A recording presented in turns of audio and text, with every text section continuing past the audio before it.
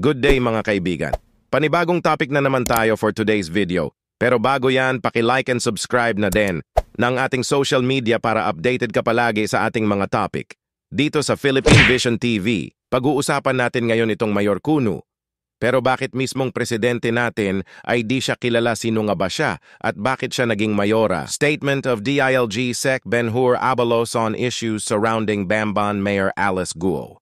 On April 5, 2024, we created a 7-man task force headed by Ataquerna Benjamin Zabala of our Internal Audit Service to investigate the allegations concerning Guo's link to illegal pogo operations in her town. At mismong President Bongbong Marcos ay di siya kilala at ayon nga sa napanood kong video sa interview ng mga media, kay President panoorin ito.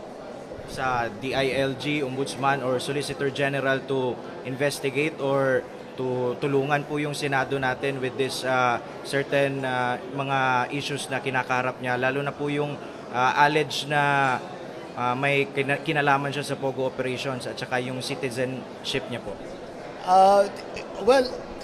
Matagal na namin iniimbestigahan yan, kaya naman nahuli yan eh.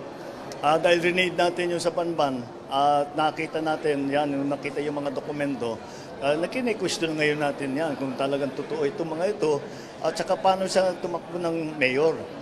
Dahil marami, kilala ko lahat ng mga tiga-Tarlac na politiko eh. Walang may kilala sa kanya.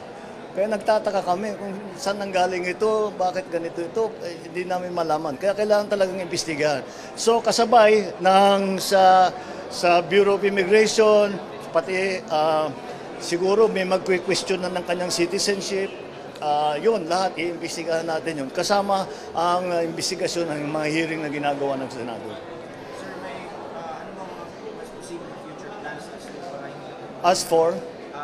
Future plans para hindi na pumaulit yung... Hihigpitan lang natin yung enforcement. Nandiyan naman ang batas eh. Hindi tayo nakabantay na mabuti. Yun ang naging problema. At siguro pinababayaan din yung mga iba kasi maraming pera yan, nagbabayad sila kahit nasusuhulan nila. Kaya yun ang babantayan natin na hindi na mangyari uli yan.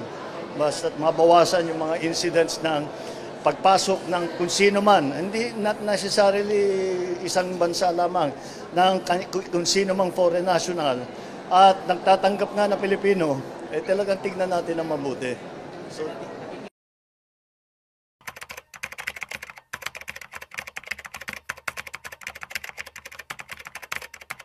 UJJ Embroidery Center Incorporated. Interestingly, nung pina-check ko ito sa aming business permit section, walang ganyan na company in Valenzuela now and in the past.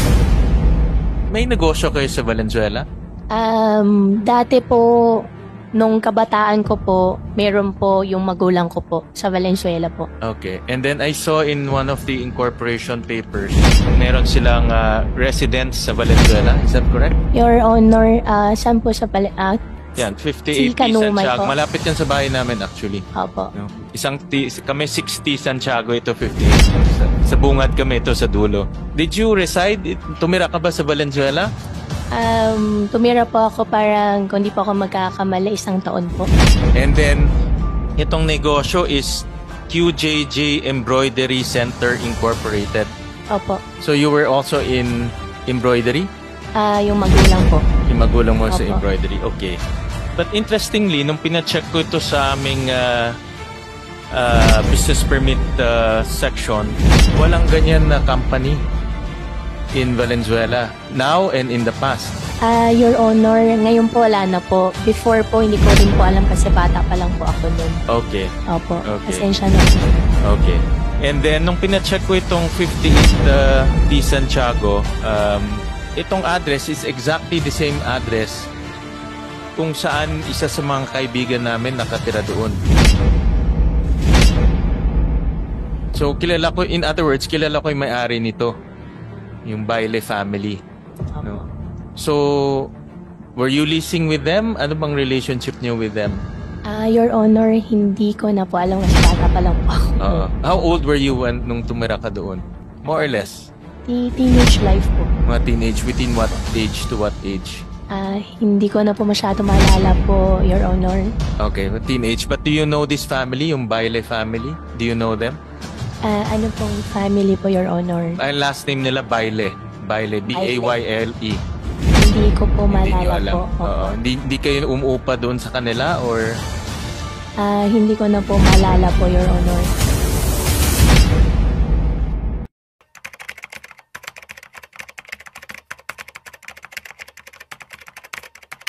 Ikaw na nanonood ngayon, anong masasabi mo'y comments mo na dyan hanggang sa muli? Ako sa Philippine Vision TV nagbabalita mula sa Pilipinas.